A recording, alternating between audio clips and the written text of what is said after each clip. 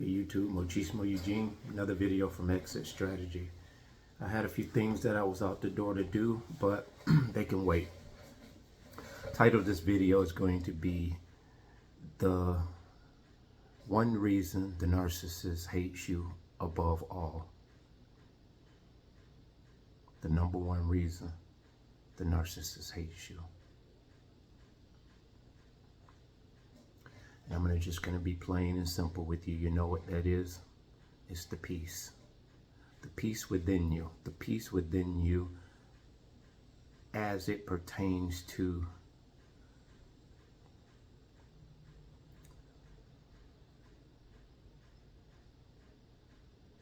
the essence of who you are.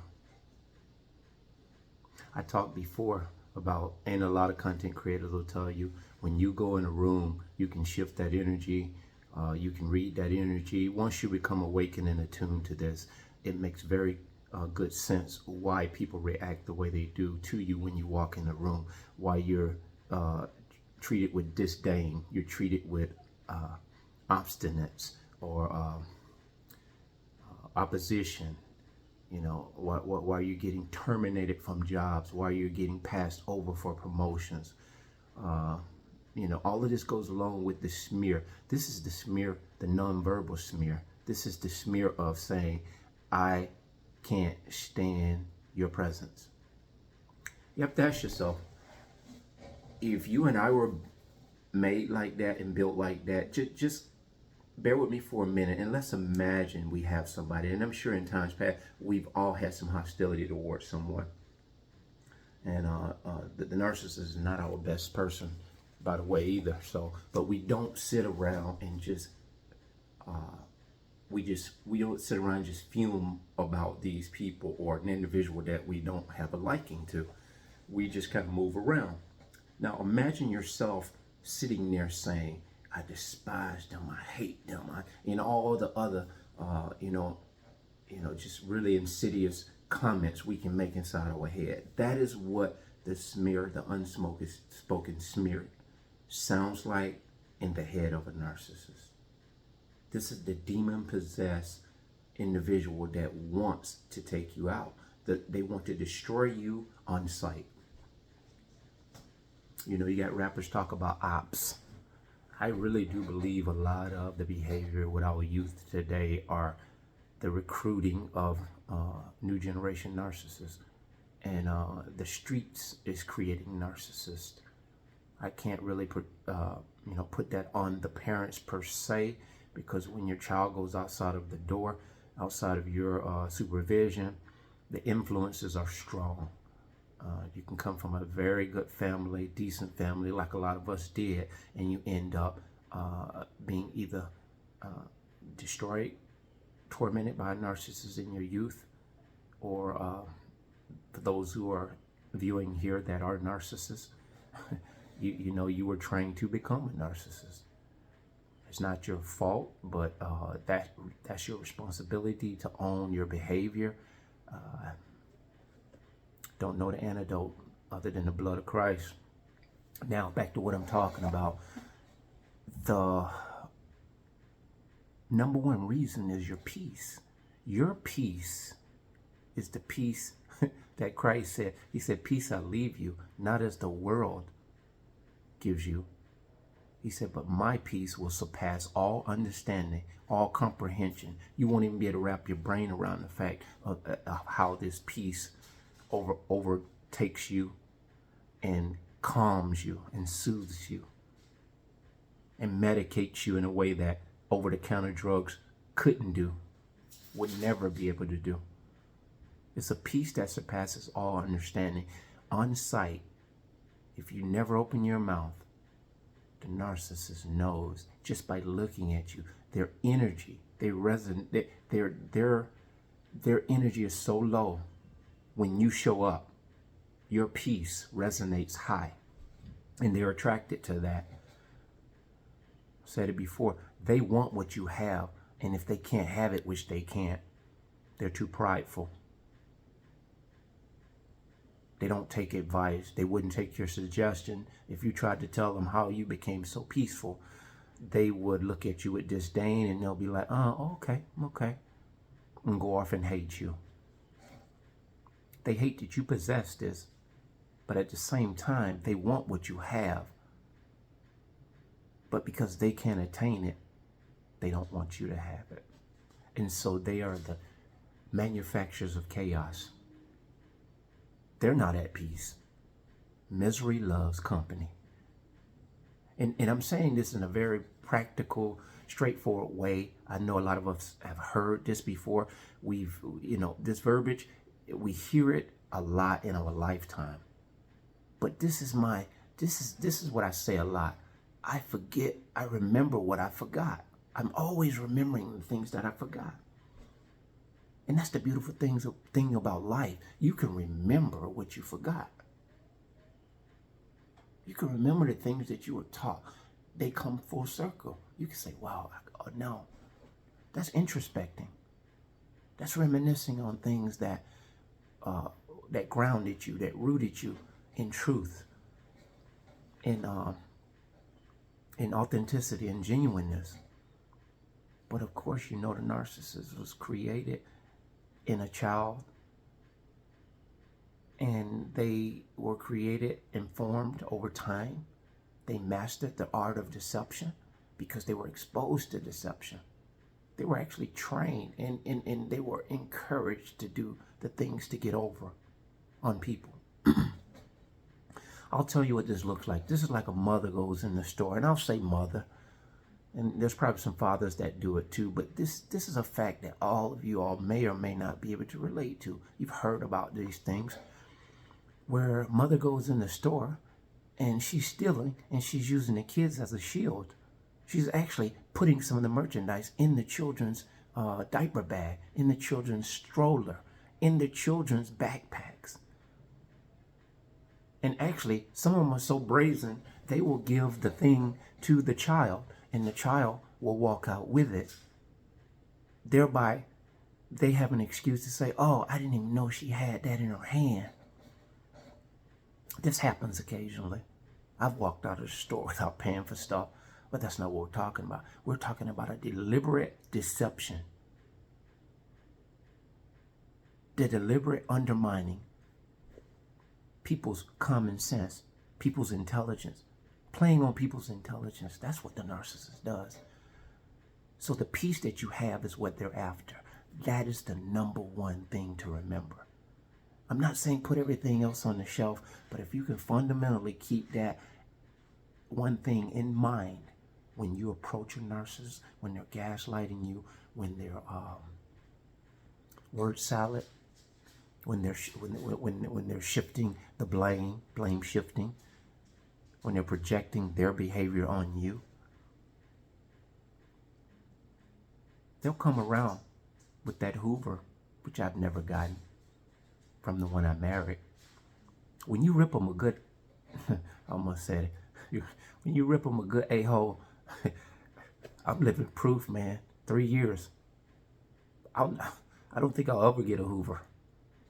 You know my story, the way that I discovered narcissism and the way that I plotted to get her out of my house, it was epic. No thanks to me, all praises to God. It was epic. Go back to my videos when I first started this. I did not even know how to put this in context.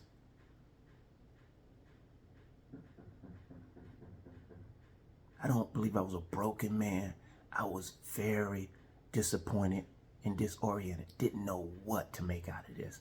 All of my energies I had put in this person, and I didn't put them in there 110% in the sense where I knew during the dating stage that this person was going to be my life partner. I believe, looking back, even though she did such insidious, ignorant, retarded things before we even got married, I think I settled.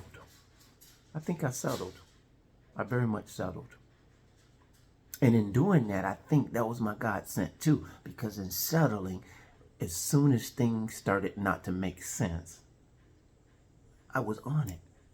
I would draw back. draw back, draw back.